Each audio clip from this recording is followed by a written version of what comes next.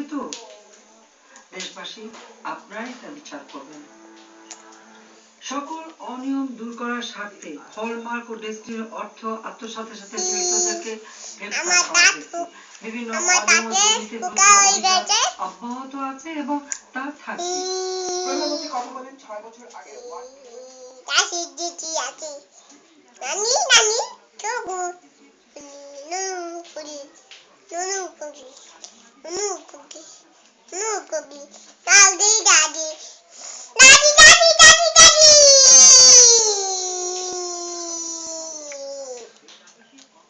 দাদি করছি দাদি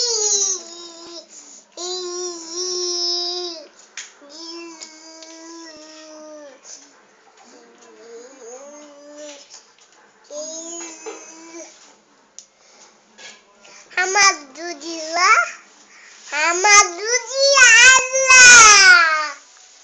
Alhamdulillah, Alhamdulillah,